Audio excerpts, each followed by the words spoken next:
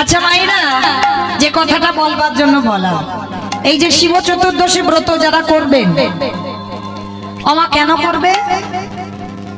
কেন করবে? স্বামীর মঙ্গলের জন্য। স্বামীর মঙ্গলের জন্য। বেশ বেশ।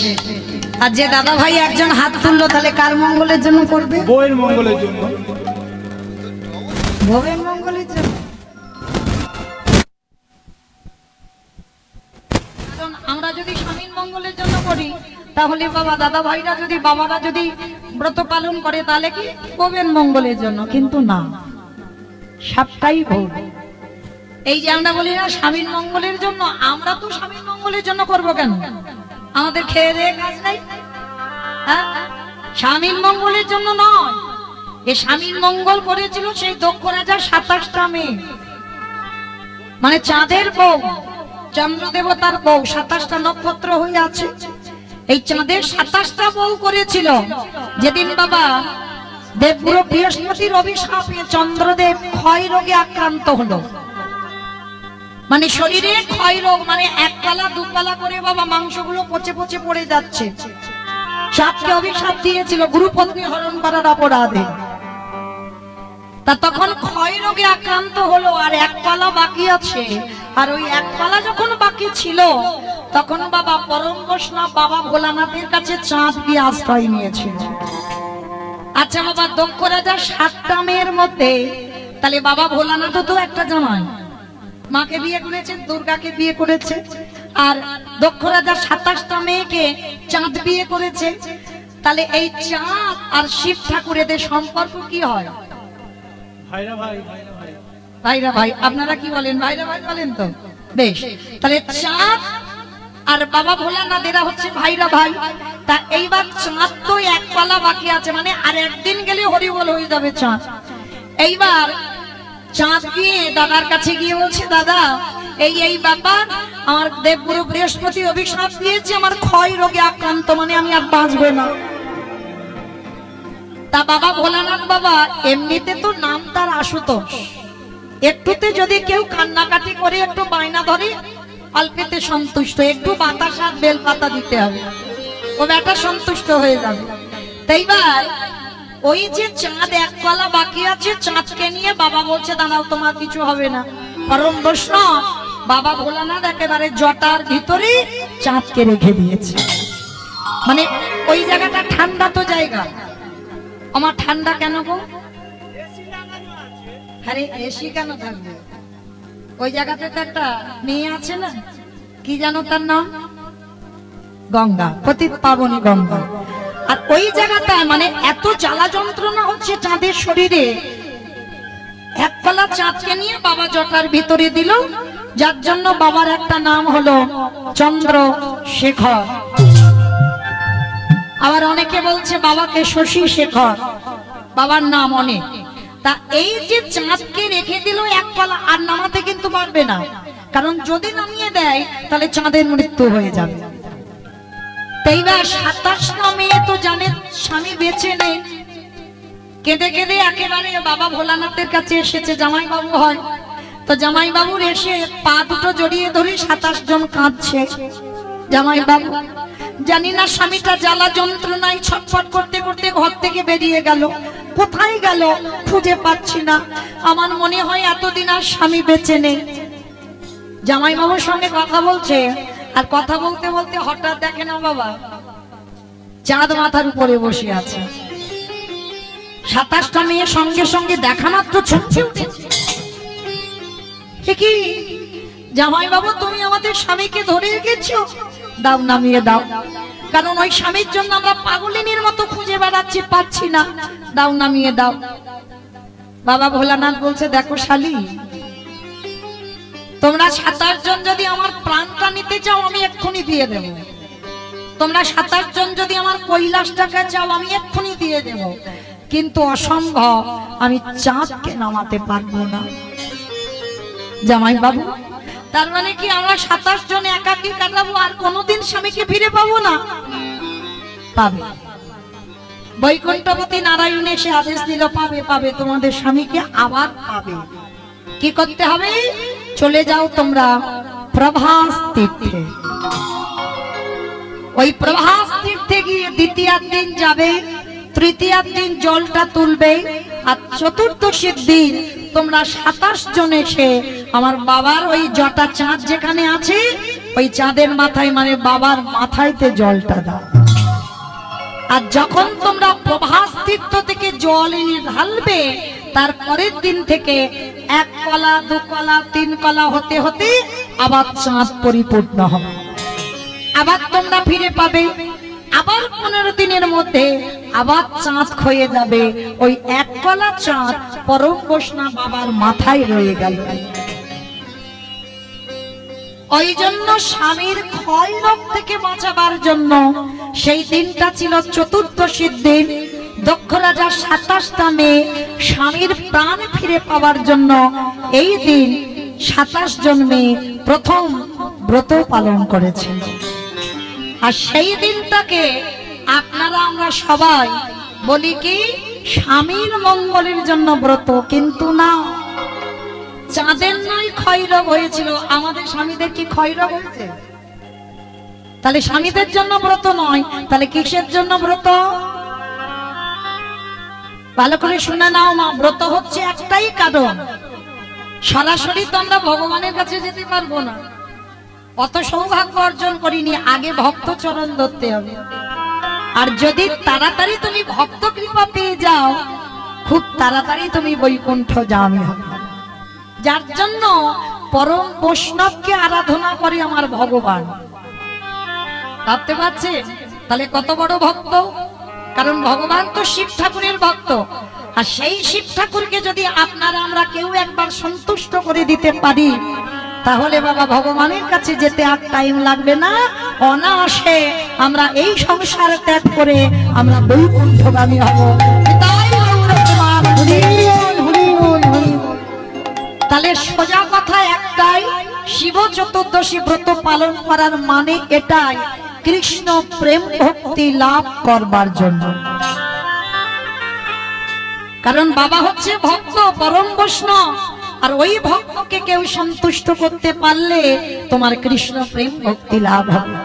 ওই জন্য শুধু নারীদের নয়, প্রত্যেকটা দাদা ভাই বাবা ঠাকুর যারা যারা আছেন সবাইকে বলে যাচ্ছে, যদি বাবা সারা রাত দিন করতে হবে না, অন্তত সকাল থেকে সন্ধ্যা পর্যন্ত উপবাস করে একটু বেলপাতা বাতাসা দিয়ে বাবার মাথায় একটু দুধ গঙ্গা জল ঢেলে দিও, ওতেই বাবা তুষ্ট। তাতে কি হবে? বাবার কৃপায় আমাদের কৃষ্ণ ভক্তি লাভ হবে। এর জন্য ব্রত পালন করা। তাহলে বাবার নাম হচ্ছে মৃত্যুঞ্জয়। কিন্তু মা এই যে পরশু দিন আমরা ব্রত করব, বাবা তো কলিযুগে আসেইনি। এসেছে কি? সত্য ত্রেতা দাপরে এসেছে, কলিতে নয়। কলিতে হয়েছে অদ্বৈত আচার্য গোসাই। কিন্তু আমরা কলির মানুষ, কেউ সেটা পালন করি না, কেউ করি না। এখানে কেউ হাত তুলতে পারবেন না যে আমরা অদ্বৈত সপ্তমী পালন করেছিলাম, কারণ এইটাই হচ্ছে শিব ঠাকুর কলিযুগে আবির্ভাব তিথি। সেটা আমরা পালন করতে হয় বাবা, আমাদের গুরু মহারাজদের আদেশ। কিন্তু দেখো সেটা আমরা করছি না, কিন্তু শিব চতুর্দশী করছি। কিন্তু মনে রেখো মা, শিব ঠাকুর আসেনি। কেন আসেনি? এই কলিযুগে আসেনি, তার একটা মাত্র কারণ। কারণটা কি জানো? এই কারণের কথা জানতে গেলে সবাইকে একটুখানি যেতে হবে মহাভারত। এই মহাভারতে গেলেই আমরা সবাই প্রশ্নের উত্তর পেয়ে যাব। চলে, এই মহাভারতে বাবা যুধিষ্ঠির মহারাজ করেছিল রাজস্বয় যজ্ঞ। আর এই রাজস্বয় যজ্ঞে আমার ভগবান কৃষ্ণ সবাইকে দায়িত্ব দিয়েছিল। আর যুধিষ্ঠির মহারাজ বলেছিল, কৃষ্ণ কৃষ্ণ তুমি সবাইকে দায়িত্ব দিচ্ছ, তুমি নিজে কোনো কাজ করবে না? ভগবান আমার একটু মুচকি হেসে বলেছিল, দাদা আমি সবাইকে একটা করে কাজ দিয়েছি, আর আমি আমার বেলা তো দুটো দায়িত্ব ফেলে রেখেছি। সে কি? সবাইকে একটা করে কাজ, আর তুমি তোমার বেলা দুটো কাজ? ও কৃষ্ণ কি কি কাজ করবে? বলে জানো দাদা, আমার প্রথমবারই কাজ হবে, এই যজ্ঞে যত যত ভক্ত আসবে আমি কৃষ্ণ দয়াময় হয়ে সবার প্রথমে নিজের হাতে আমি তাদের চরণ যুগল ধৌত করে দেব। এটা হবে আমার প্রথম কাজ। আচ্ছা মায়েরা, এই জায়গাটা খুব মন দিয়ে শুনবে, কেমন? ভগবান হয়ে আজকের পা ধোয়ার কাজ করছে কেন? একটা যজ্ঞে কি বাবা একটা দুটো লোক আসে? অনেক লোকের নিমন্ত্রণ তো, তাহলে যত যত লোক আসবে সাধুগুরু বৈষ্ণবকে নিচু জাত কে উঁচু জাত ভগবান জাত বিচার করবে না, সবার পা ধোবাবে কেন? আপনাদের আমাদের চৈতন্য দান করে।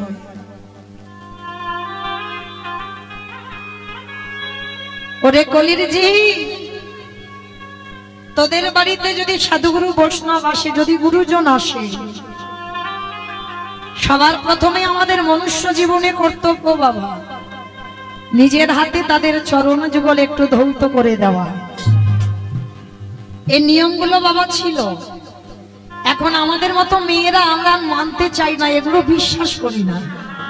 কারণ যত টিভি সিরিয়াল দেখি আর তাদের মতো পোশাক আচার আচরণ হয়ে যায়।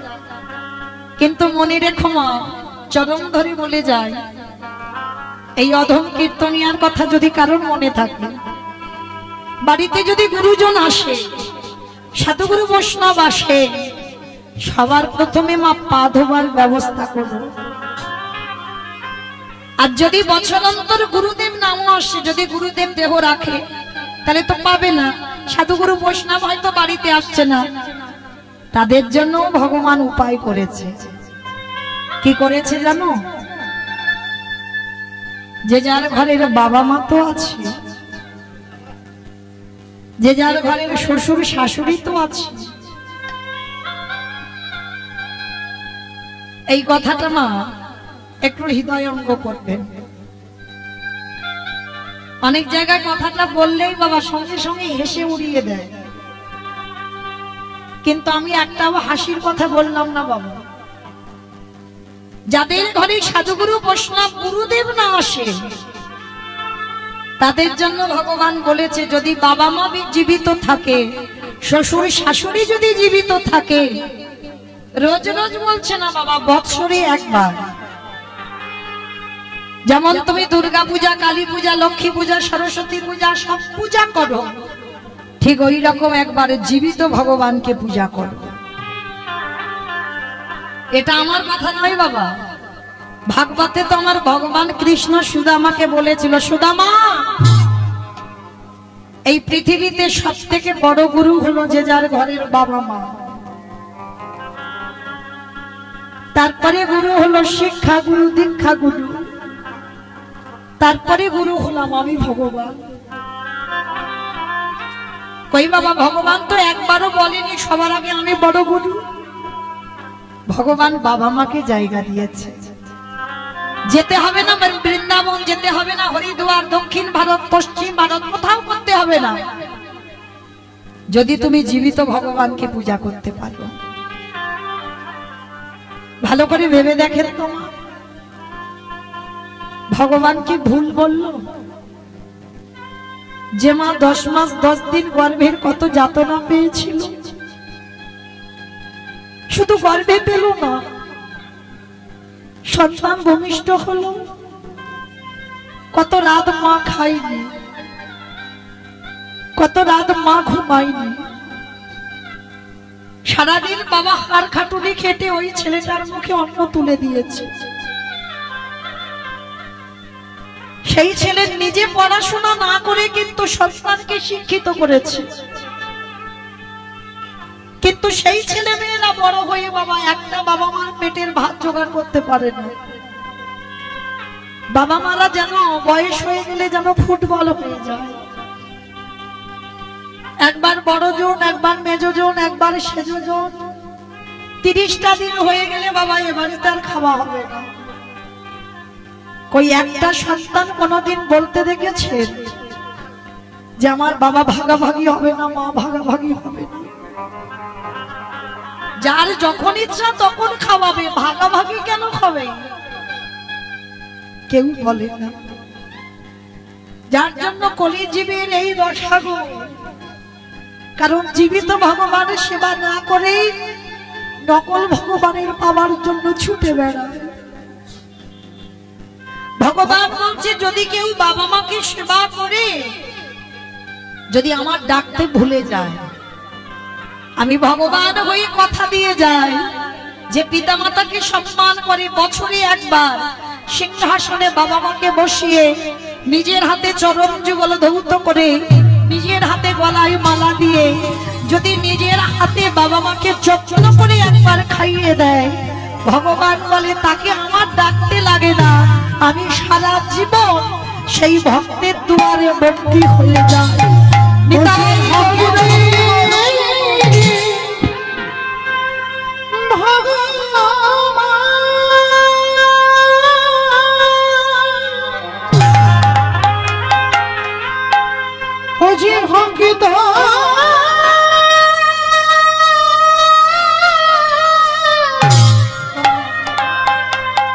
ভক্ত ছাড়া কিছু জানে না,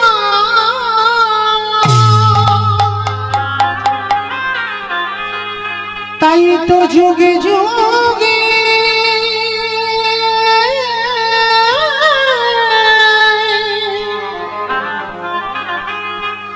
ভক্তের কাছে ছুটে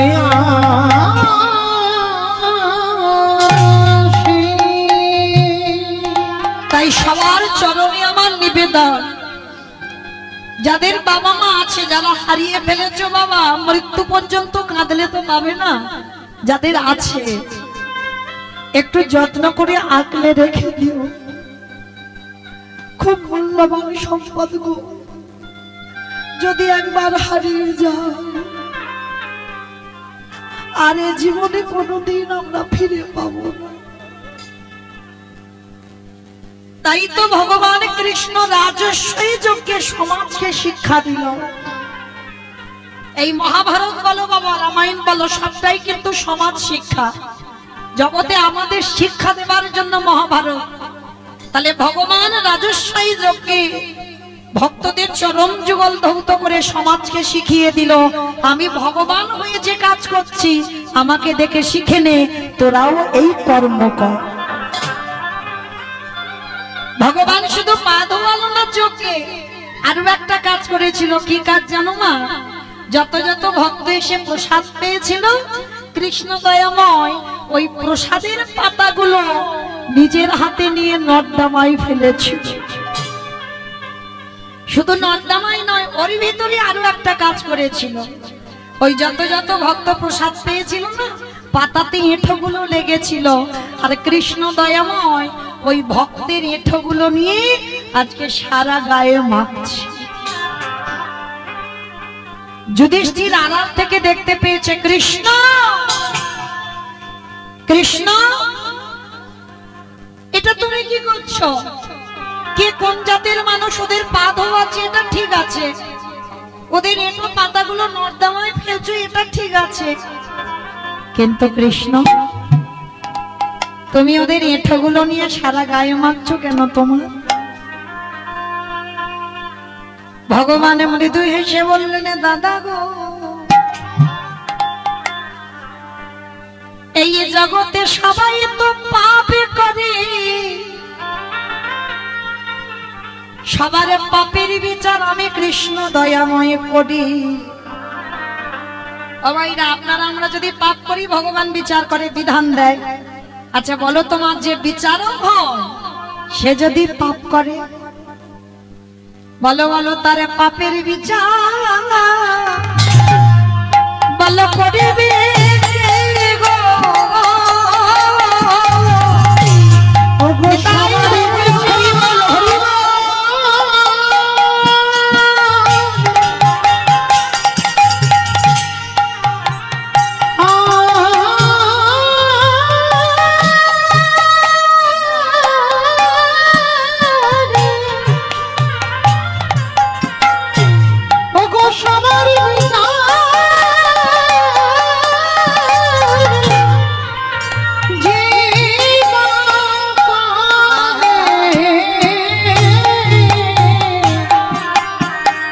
আরে পাপের বিচার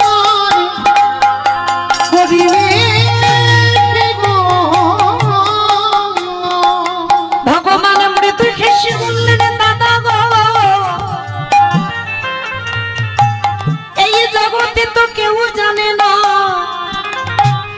যে একেবারে বিচারের জায়গায় বসে সবার বিচারে সে সমান সমান করে। মনে রেখো বাবা, ভগবানের বিচার একেবারে সূক্ষ্মাতি সূক্ষ্ম বিচার।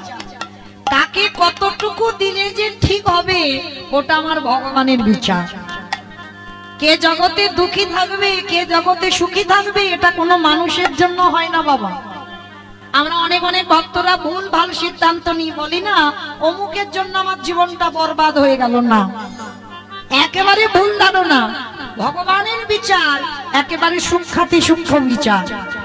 তোমাকে কতটুকু দিলে যে তোমার ভালো হবে সেটা ভগবান ভেবে রেখেছে। তোমার জীবনে কতটুকু কষ্ট দিলে তুমি ঠিক সহ্য করতে পারবে এটাও আমার ভগবান ভেবে রেখেছে। তা ভগবান তো বাবা সবার বিচার করে। তা ভগবান বলছে আমি আমার বিচার করি না। আমার বিচার যদি না করতাম কি বাবা ত্রেতা যুগে রামকে মরতে হলো, ভাগবতে কৃষ্ণকেও মরতে হলো, দেহত্যাগ করতে হলো, তাহলে সবাইকে যেতে হলো। কর্মফল কোনোদিন কাউকে ছাড়বে না। আর আপনারা আমরা তো তুচ্ছ, আমাদের ছাড়বে মনে করেছো? তাহলে ঠিক এই রকম কৃষ্ণ বলছে জানো দাদা, এই যে ভক্তের এঁঠোগুলো আমি গায়ে মারছি কেন জানো দাদা? আমি যে বড় বড় মহাপাপী,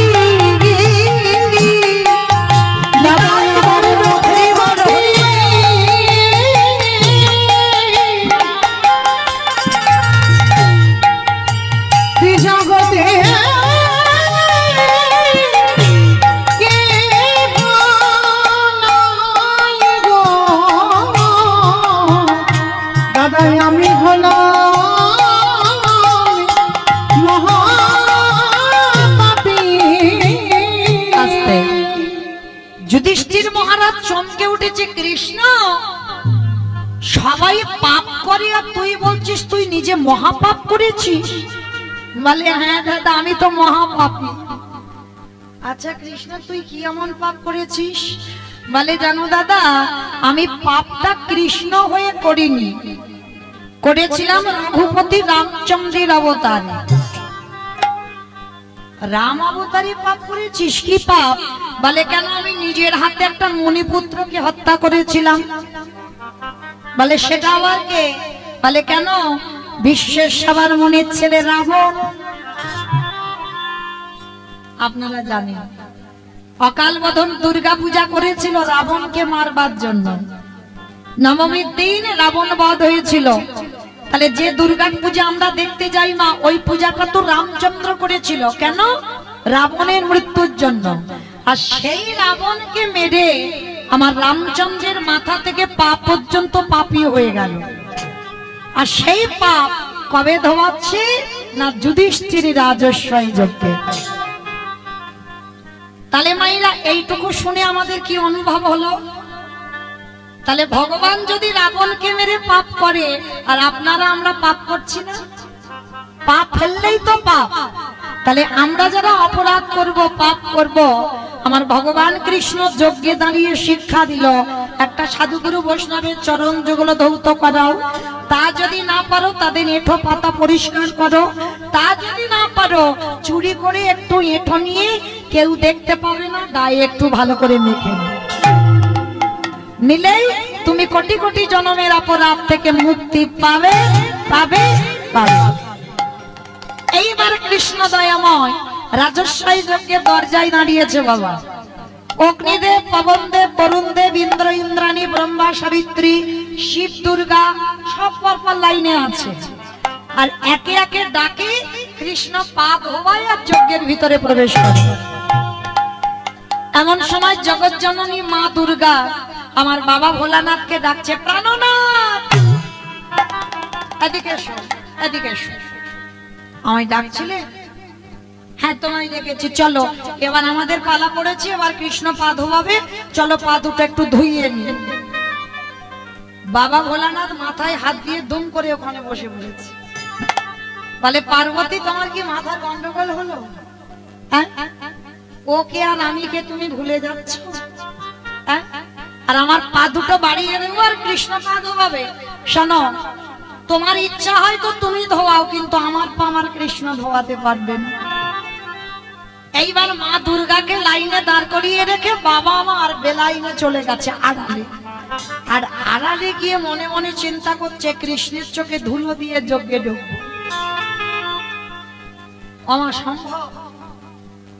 মানুষ মানুষের সঙ্গে চালাকি হয়, মানুষ মানুষকে ঠকাতে পারে। আর যে ছেলেটা বাঁশি বাজাচ্ছে হয় কি গো, এই যে আমি কীর্তন গাইছি বাবা, দেখতে মোটামুটি সবাইকে পাচ্ছি, কিন্তু আমার চোখে ধুলো দেওয়া যায় সোজা। কিন্তু কে কীর্তন শুনছে, কে শুনছে না, কে গল্প করছে, কে হেসে যাচ্ছে, কে কেঁদে যাচ্ছে, আবার কে বসে বসে, আমি কিচ্ছু দেখতে পাচ্ছি না। কিন্তু যে বাঁকা করে বাঁকা খাতা কলমে তো হিসাব করে পৌঁছে দেবে সময় মতো বাড়ি। এইবার লক্ষ্য করে দেখেন বাবা, ভগবান কি করেছে, নিচু হয়ে পা ধোয়াচ্ছে সবাই ঘটিতে করে জল দিয়ে। আমার দাঁড়িয়ে দাঁড়িয়ে কি পা ধোয়ানো যায়? পা ধোয়াতে গেলে যা পা ধোয়াবো সে ছোট জাত হলেও মাথাটা নিচু করতে হবে। কৃষ্ণ একবার করে পা ধোয়াচ্ছে আর পায়ের মাঝখানটা ফাঁকা মতো রেখেছে। আর ভোলানাথ আড়ালে গিয়ে মনে মনে ভাবছে দাঁড়াও বেটার ওই পায়ের তলা থেকে গলে আমি ভিতরে চলে যাব। মানে যখন দরজাটা এমন করেছে কোথাও থেকে যাওয়া যাবে না। আর বাবা আড়ালে গিয়ে দুম করে একটা কুকুর হয়ে। কেন কুকুর হলো? বাবা জগতে যত পশু পাখি আছে কুকুর হচ্ছে সব থেকে প্রভু ভক্ত। তাই আড়ালে গিয়ে কুকুর হয়েছে, মনে মনে চিন্তা করছে কৃষ্ণের চোখে ধুলো দিতে হবে, কিন্তু কি করে ধুলো দেব? দাঁড়াও। আর ভগবান মুচকি মুচকি হাসতে দেখেছো? এই বেটার পা ধোয়াবো বলে আমি সেই রাম অবতার থেকে আমি পাপী হয়ে আছি, রাবণকে হত্যা করে। কৃষ্ণ অবতারে কোন রকমে বৈষ্ণবের পা ধোয়ালে আমার খণ্ডন হবে। আর এ বেটা আমার চোখে ধুলো দেবে বলে আজকে কুকুর হয়েছে। বলে দেখাচ্ছি মজা। এইবার ভগবান ইচ্ছা করে অন্যমনস্ক হয়ে গেছে। আর এই যে পা ধোয়াচ্ছে, পায়ের মাঝখানটা যেই না ফাঁকা মতো দেখেছে, আমার ভোলানাথ কুকুর রূপটা ধরে ভগবানের সঙ্গে চালাকি করবে বলে সবে মাত্র মাথাটাকে, আর যেই না মাথাটা দেওয়া, ভগবান দুটো হাঁটু নিয়ে কুকুরের কানের কাছে চেপে। এইবার দেখ কেমন লাগে। এইবার যত কানের কাছে চেপে দেবে কুকুর কি করবে? কেউ কেউ করবে না, বারবার বলছে কৃষ্ণ ছেড়ে দে, কৃষ্ণ ছেড়ে দে, কৃষ্ণ ছেড়ে। বলে ছাড়বো বলে ধরি নাই। হে বৈষ্ণবী গোসাই, ও হে বৈষ্ণবী গোসাই, তোমার মতো বৈষ্ণবীর দুটো চরণ ধোয়ালে বোধহয় আমার কম হতো। তাই তো কৃপা করে তুমি আমার জন্য আরো এক্সট্রা দুটো জুড়ে দিয়েছো। আমার বুঝেছো? শিব ঠাকুরের কটা পা? দুটো পা। আর কুকুরের কটা পা? চারটে। ভগবান বললে হে বৈষ্ণব, তোমার মতো বৈষ্ণবীর দুটো পা ধোয়ালে আমার জীবনে কম হবে, ওই জন্য তো তুমি কৃপা করে আমার জন্য আরো এক্সট্রা দুটো জুড়েছ। এবারে দাও দাও শরণ, তুমি বাগাইয়ে দাও। আরে বলি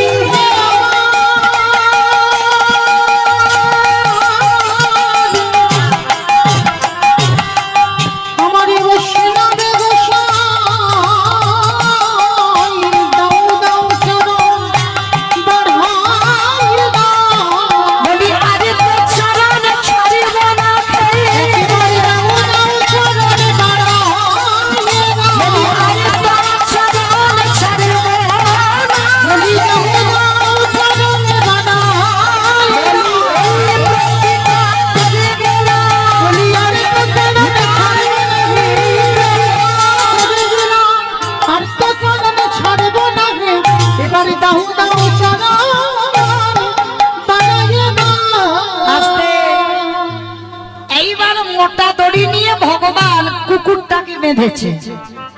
বাবা রাজস্বাই যজ্ঞ সবাই দেখছে কুকুরকে নিয়ে কৃষ্ণ মেতেছে, কিন্তু কুকুরটা যে কে সেটা তো জানে না কেউ। এইবার আস্তে পিস্তে দড়ি দিয়ে বেঁধেছে। বাঁধলে কি হবে, কুকুরের চারটে পা তো ছটফট করছে। ভগবান বলে দাঁড়া, এবার পায়ের ব্যবস্থা করতে হবে। মোটা দড়ি নিয়ে কুকুরের চারটে পা এক জায়গা বেঁধে দিয়েছে। আর এক জায়গায় বেঁধে দিয়ে কি করেছে জানো, যেই না পা চারটে বেঁধে দিল আর কুকুর কিছু করতে পারবে?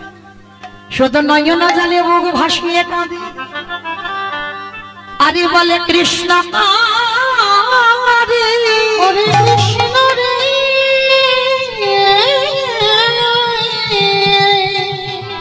তব চরণে বড় অপরাধ আমি করে গেলাম। কৃষ্ণ আজকে আমার পা চারটে বেঁধে দিলি, এবার কি করবি? বলে দেখ না কি করবি। সবার পা ধোয়াচ্ছে মা ঘটিতে করে জল দিয়ে। আর ভগবান পর্যন্ত বাবা বৈষ্ণবকে কোথায় রেখেছে দেখেন। এই যে বললাম না শিব ঠাকুরের ব্রত পালন করতে হবে, আমার ভগবান কৃষ্ণ যার ইচ্ছাতে জগৎ চলে, সে আজকের কি করছে দেখো। ওই কুকুর রূপী ভোলানাথের চারটে চরণ বুকে ধরে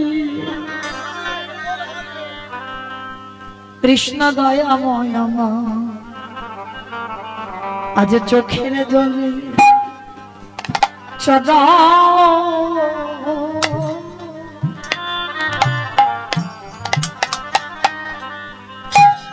চরণ ধবা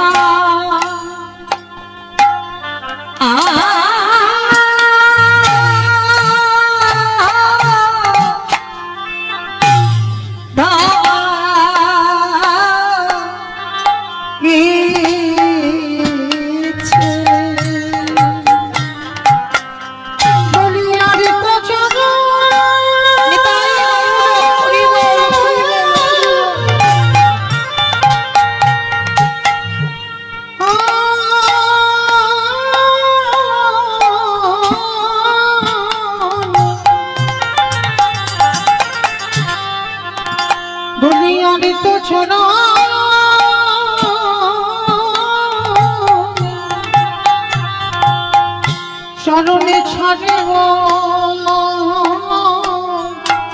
না হে,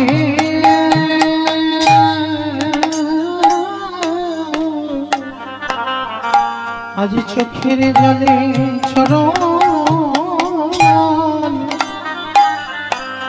চরণে ধোয়া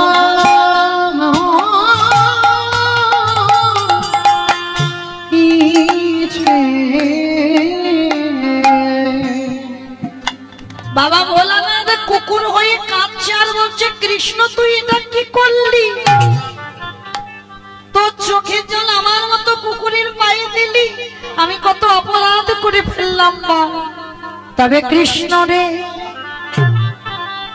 এই যে তোর চোখের জল আমার চরণে পড়িল, আমি তোর চরণ ছুঁয়ে প্রতিজ্ঞা করিলাম আগত কলিযুগে কোনদিন আমি আর শিব হব না। কি গো মা, যেখান থেকে গিয়েছিলাম আবার ফিরে এলাম ঘুরে ফিরে। প্রশ্নটা কি করেছিলাম, সত্যতে শিব, ত্রেতাতে শিব, দ্বাপরে শিব, কলিতে শিব নয়।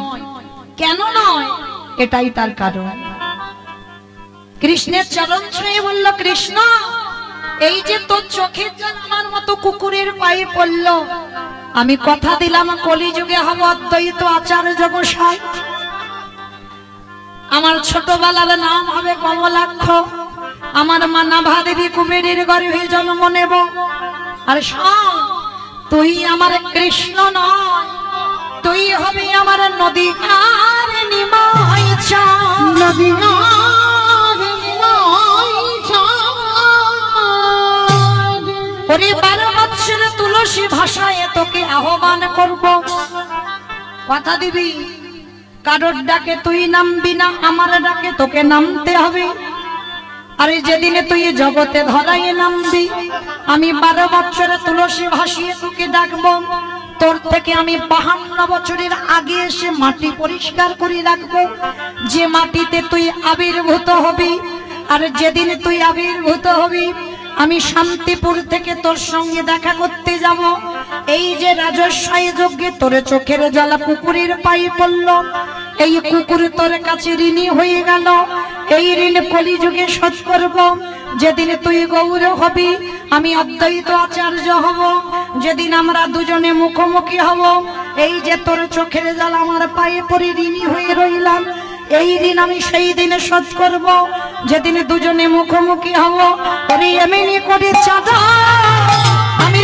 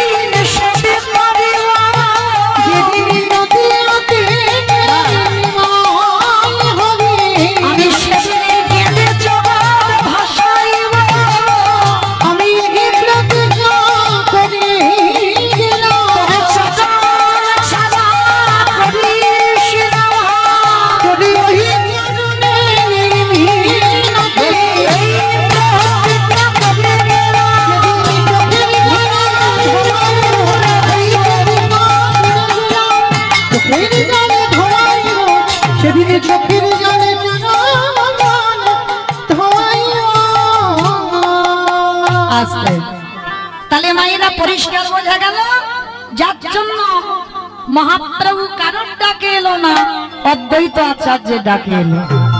হরিব শুধুই এলো না, এসে কি করেছে জানো? আমার নিতাই চাঁদকে কাছে নিয়েছে। হ্যাঁ, নিতাই চাঁদকে কাছে নিয়ে কি করছে? নিতাই চাঁদকে বলছে যাও, কে চন্ডাল, কে মুচি, কে সুচি, কে ব্রাহ্মণ, কে বৈষ্ণব কোনো দেখবে না, সবাইকে নাম দাও। আর নিতাই চাঁদ নবদ্বীপের অলিতে গলিতে গিয়ে কি করছে জানো? নিতাই যারে দেখে তারে বলে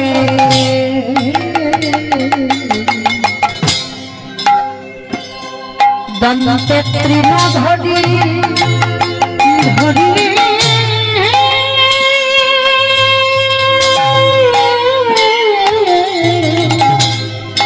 নিতাই যাবে রে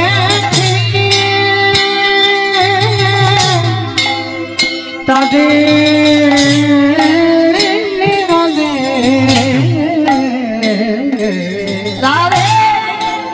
আজি দন্তে তৃণ ধরি।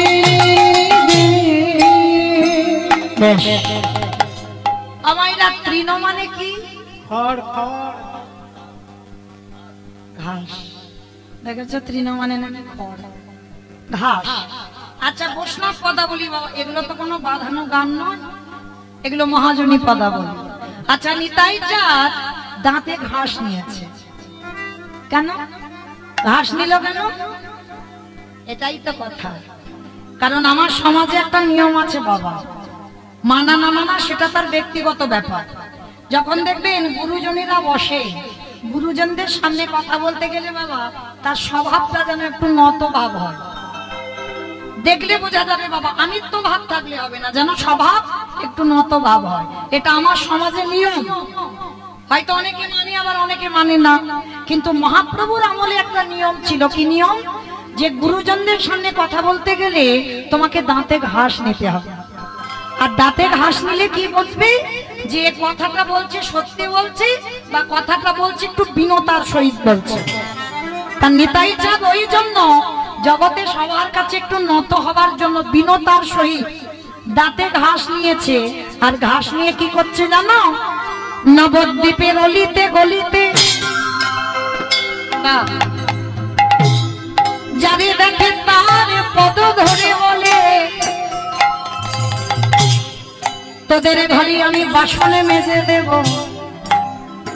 তোদের ঘরে আমি পাটনা বেটে দেব, তোরা যা বলবি আমি তাই শুনবো। কিন্তু তোদের একটা কাজ করতে হবে, আমার কিছু টাকা পয়সা দিতে হবে না, মাইনে দিতে হবে না, তোরা যা যা বলবি, কাপড় কাচবো, বাসন মাজবো, রান্না করবো, বাটনা বাটবো, সব করে দেবো তোদের সংসারের কাজ। কিন্তু তোদের একটা কাজ করতে হবে। কি করতে হবে? তোরাই আমাদের, তোরাই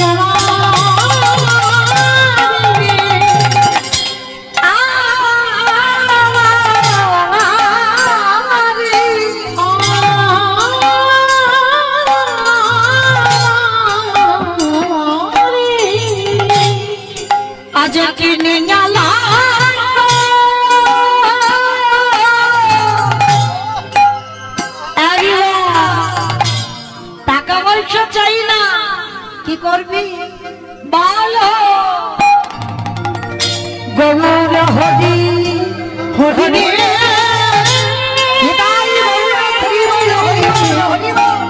তোরা আমাদের কিনিয়া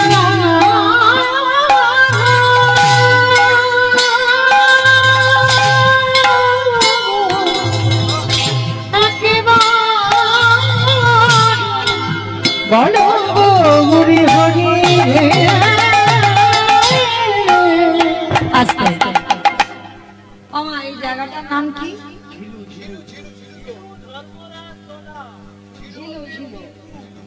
ঝিলু, তাই তো? আচ্ছা মা, নিতাই মাথায় হরিনামের ডালাটা নিয়ে এই ঝিলুতে এসেছে। এসে কি করছে জানো? পাহি কাটে, পাহি কাটে, পাহি কাটে, পাহি কাটে। ভালো করে বুঝবে, এটা হচ্ছে কীর্তন। কীর্তন জিনিসটা কেমন জানো বাবা? নারকেলের মতো। আমার নারকেল দেখেছো তো? চেনো তো? বাইরেটা খসা, সে খসাটা ছাড়ালে কি নারকেল পাবে? দূর বাইরে থেকে আরো শক্ত জিনিস ভিতরে, সেইটাকে ভাঙবে, তারপরে সেটাকে যদি ভালো করে ছাড়িয়ে হাতে পেতে পারো তাহলে তুমি নারকেলের স্বাদ পাবে। কীর্তন হচ্ছে নারকেল, বাইরেটা খুব কঠিন। তলিয়ে বাবার নাম হলো তত্ত্ব, ভিতরে যেতে হবে। তাহলে নিতাই চা হরি নামের ডালাটা এনে কি করছে? আপনাদের ঝিলুতে এসে পাইকারি পাইকারি। আচ্ছা আচ্ছা মা, আপনাদের এখানে চাষবাস টাস হয় তো? বেশ। আচ্ছা, ওই মাঠে থেকে সবজি তুলে যখন একসঙ্গে দেওয়া হয় এক জায়গাতে, তখন আপনারা কি বলেন?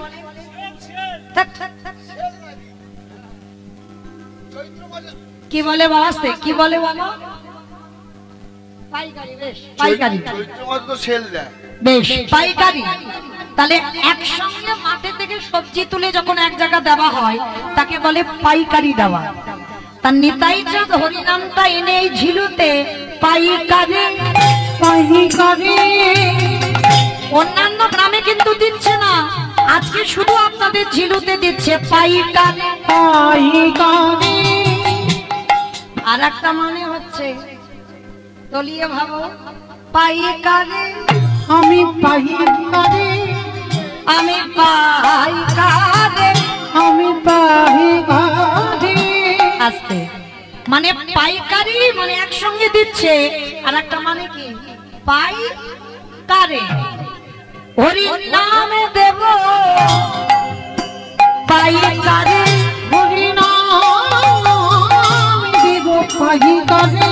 আস্তে, আমার নিতাই চাঁদ হরিনামের মাথায়তে ডালাটা নিয়ে সারা ঝিলুতে ঘুরে ঘুরে বেড়াচ্ছে। হরিনামটা দেবো কোথায়, পাচ্ছি না, জায়গা পাচ্ছি না, কোথায় দেব কোথায় দেব। শেষে এক জায়গা দিয়েছে, কোথায় জানো? দোহকানে, দোহকানে, আজি দোহকানে, আজি দোহকানে। আমার পানের দোকান, ফুচকার দোকান, মুদিখানা দোকান, স্টেনারি দোকান। কোন দোকানে দিল?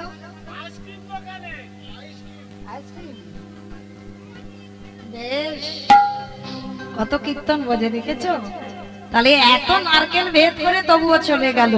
তাহলে দেখো, দোহকানে, এই দোহকানে, এই দোহকানে, এই দোহকানে, যারা দোকান খোলে বসে আছে হরিনামের দোহকানে, যারা দোকান খোলে বসে আছে নামের দোহকানে। এত বলি নিতাই চাঁদ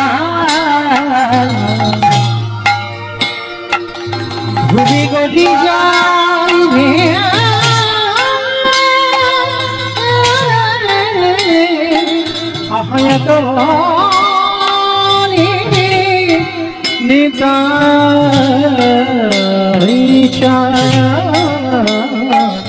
ঘুমে গতি যায় রে ওগো সোনা রে, ওগো সোনা রে। আহা, দু ভাইয়ের অঙ্গকান্তিটা দেখেছো?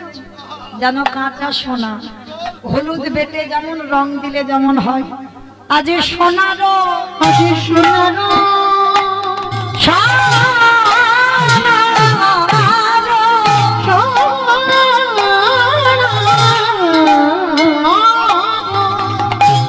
আজ পার্বত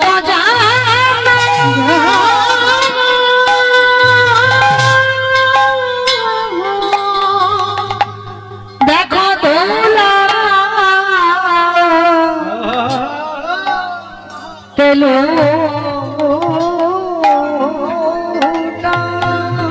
লুটাই রে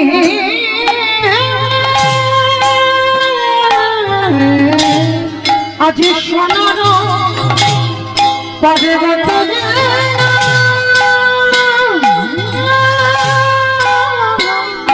দেখো ধুলাতে লুটাই রে তোরা কে কি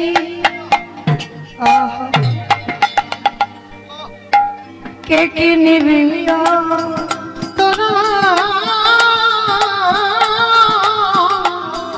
কে নিবিয়া আমার দয়াল নিতাই ডেকে বলি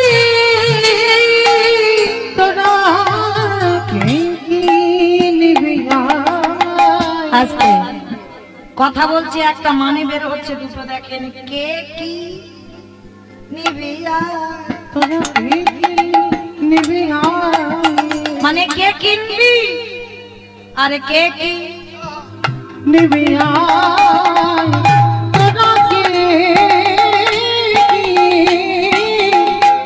নিবিয়া দয়ার নিতাইয়া দেখে মনে কে কি নিবিয়া দাঁড়ে দাঁড়ে বিলাইছে কেন দাঁড়ে দাঁড়ে মিলাইছে ওই গোলকে অমূল্য দাঁড়িয়ে দাঁড়িয়ে বিলাইছে বলি গোলকের অমূল্য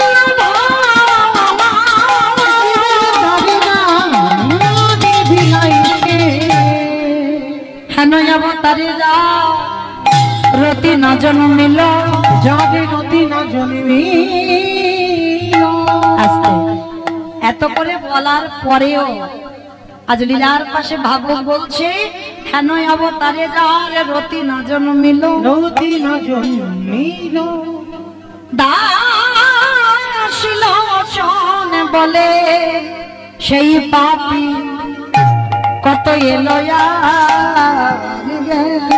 কত এলো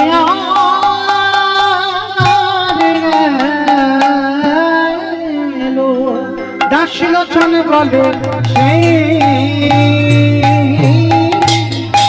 পাপি এলো